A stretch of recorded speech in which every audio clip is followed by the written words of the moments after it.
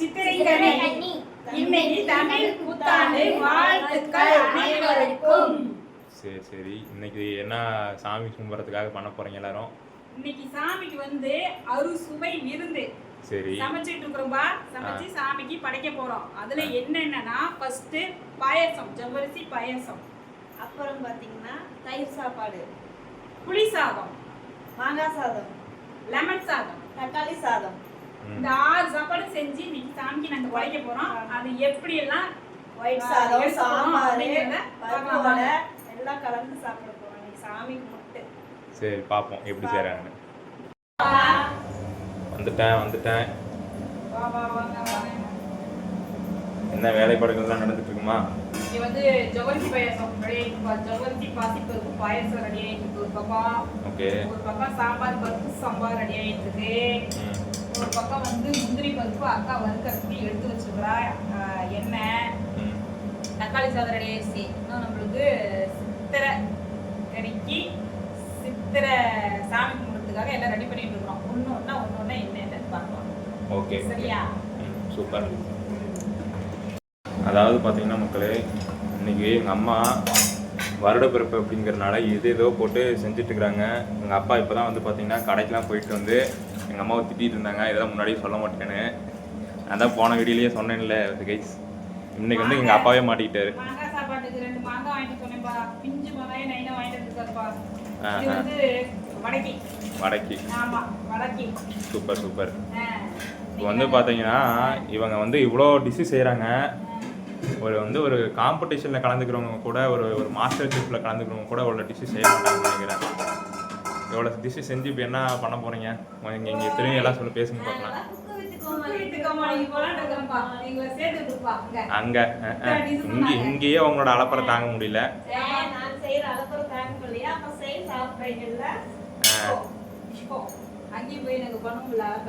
இந்த மாதிரிலாம் அலப்பறை பண்ணிருந்தீங்கன்னா தூக்கி வெளியே போட்டுருவாங்க.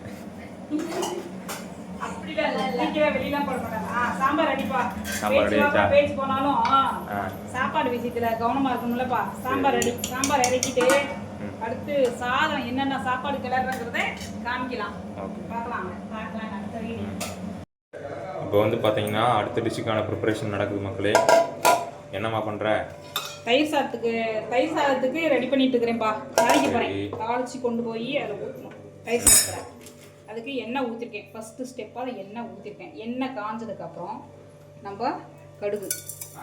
ஓகே. கடுகு நல்லா பொரியணும். பொரிஞ்சதுக்கப்புறம் கொஞ்சம் ஜீரகம் போடணும் தயிர் சாப்பாட்டுக்கு. அப்போ தான் நல்லாயிருக்கும். ஜீரகம் போட்டதுக்கப்புறம் எங்களை பெருங்காயத்தூள் வேற என்ன போடணும்?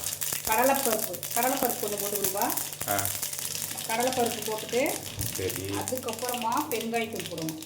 ஸோ அப்போ ஃபஸ்ட்டு பெருங்காயத்தூள் போட்டால் இப்போ போட்டிருக்கேன். மறுபடி அப்போ போடல, இப்போ போட்டிருக்கேன். சரியா? வரமிளகாய், இஞ்சி துருவனது, கருவேப்பிலை. தயிர் சாதத்துக்கு இவ்வளோதான். நல்லா இது பண்ணிவிட்டு சோறு ஆற வச்சு வச்சுருக்கிறேன். கொண்டு போய் இந்த தாளிப்பை ஊற்றி பால் கொஞ்சம் தயிர் இருக்கும் ஊற்றி கிளறி வைக்கணும். சரி. தயிர் சாதத்துக்கு இப்போ இதில் வந்து பார்த்தீங்கன்னா இஞ்சி வந்து சேர்த்திருக்கனால ஜீரண சக்திக்காக வந்து பார்த்தீங்கன்னா உங்களுக்கு யூஸ் ஆகும் மக்களே. அதனால் நீங்கள் வந்து பார்த்தீங்கன்னா வெறும் தயிராக சேர்த்திக்காம இந்த மாதிரி கொஞ்சம் சேர்த்திக்கிட்டோம்னா இன்னும் கொஞ்சம் உங்களுக்கு பெனிஃபிட்டாக இருக்கும். தயிர் சாதம் மட்டும் சாப்பிட்டா ஒன்றும் பிரச்சனை இல்லை. நம்ம இன்னைக்கு நிறைய சாப்பிட போகிறோம்.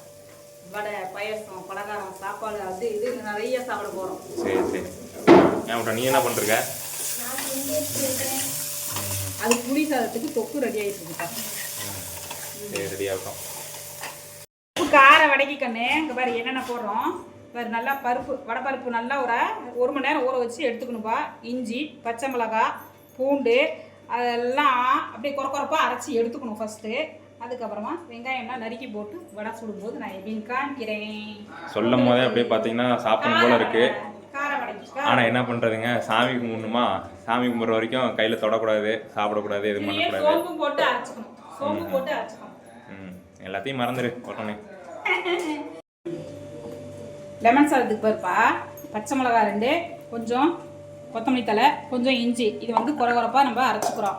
அப்புறம் தாளிக்கிறதுக்கு வந்து வரமிளகாய், பூண்டு, கருவேப்பிலை தழை, லெமன் சாதத்துக்கு லெமன் புழிஞ்சு வச்சுருக்கிறேன். பெருங்காயத்தூள், கடலைப்பருப்பு, கடுகு, எண்ணெய் ஊற்றி தாளிக்க போகிறோம். இதுதான் இன்றைக்கி லெமன் சாதத்துக்கு உண்டான.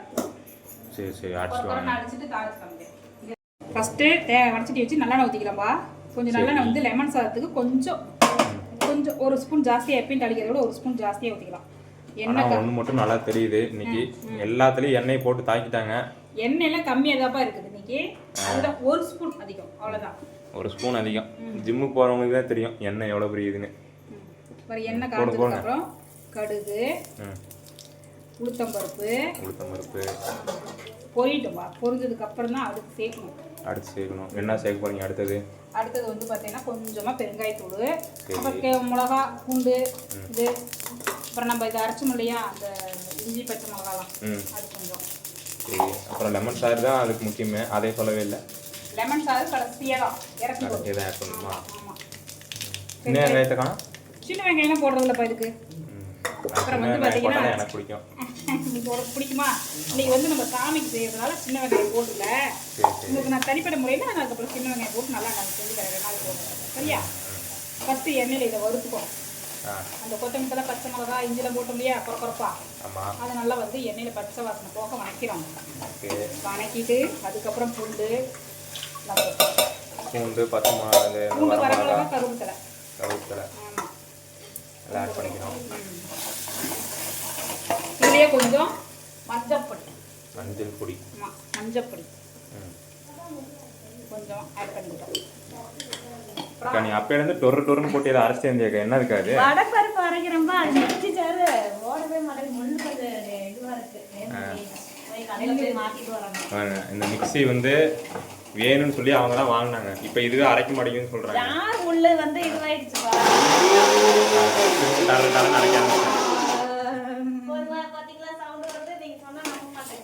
இப்போ தூளுப்பு கொஞ்சம் போடலாம். அதில் செருடு வாங்கி நான் புதுசாக தூளுப்பு ஜார் போய் ரிப்பேர் பண்ணிட்டு போதும். தூளுப்பு இப்போ என்ன பண்ணலாம்னா லெமன் சார்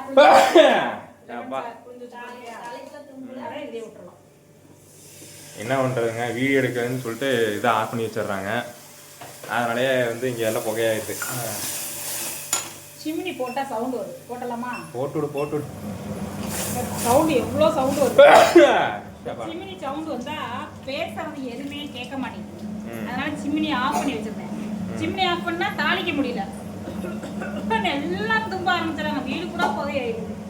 லெமன் சாதத்துக்கு ரெடிங்க, அவ்வளோதான். அடுப்பு ஆஃப் பண்ணிடலாம். அடுப்பு ஆஃப் பண்ணிட்டு சாப்பாட்டில் எடுத்து சுட்டி விட்டுருங்க, அவ்வளோதான். நான் சொன்னேன் இல்லை, இது வரைக்கும் 3 டைம் முடிச்சு அடுப்பு எல்லாம் போட்டு தந்திரமாக ஆக்கி வச்சிருக்கிறாங்க. எல்லாம் அவங்க தான் க்ளீன் பண்ண போகிறாங்க. என்ன பண்ண போகிறாங்கன்னு தெரியல. எல்லாம் போடுவோம். அடுத்ததுக்கு பேசும்போது சாமி பேர சொல்லி எல்லாம் நீங்கள் செஞ்சு சாப்பிடுங்க. அதெல்லாம் சரியா? நீ பாட்டு பேசிட்டு இருக்கிறேன், எல்லாம் ரெக்கார்ட் ஆகிட்டு தான் இருக்கு.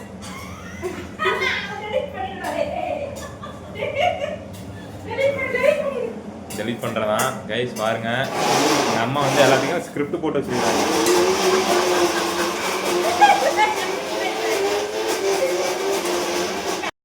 தேங்காய் சோறு ரெடி ஆயிடுச்சுப்பா. சூப்பராக இருக்குது பார்க்கறதுக்கு. அது எப்படி கலர்ஃபுல்லாக இருக்கா? ஒயிட்டாக கருவேப்பிலை எல்லாம் போட்டு வரமிளகாய், கடலை போட்டு. எனக்கு தெரிஞ்சு எங்கள் வீட்டில் இப்போ தான் ஃபர்ஸ்ட் டைம் தேங்காய் சோறு செஞ்சுருக்காங்கன்னு நினைக்கிறேன். இது வரைக்கும் நான் சாப்பிட்ட மாதிரி எனக்கு ஒரு ஞாபகமே இல்லை.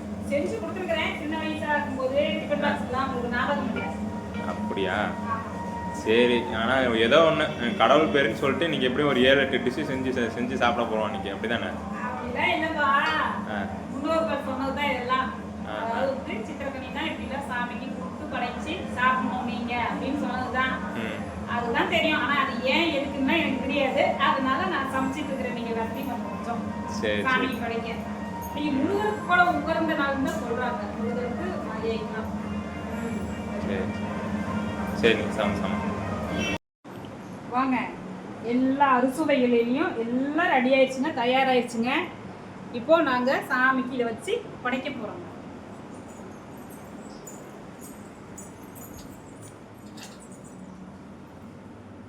பாருங்க, சித்திரக்கனிக்கு நாங்கள் பாருங்க வாழைப்பழம், இது என்னப்பா பலாப்பழமா? வாழைப்பழம், பலாப்பழம், திராட்சை, கொய்யா இவங்களெல்லாம் வச்சு பருப்பு, சர்க்கரை, துவரம்பருப்பு, உப்பு, எலுமிச்சம்பழம், மஞ்சள், குங்குமம், கண்ணாடி இதெல்லாம் நாங்கள் நைட்டே வச்சுட்டோங்க. பார்த்தீங்கன்னா இப்போது காலையில் சாமிக்கு அறுசுவையில் சமைச்சு சாப்பாடு ரெடி பண்ணியிருக்கோம். இதெல்லாம் வச்சு நாங்கள் சாமி கும்பிட போகிறோங்க.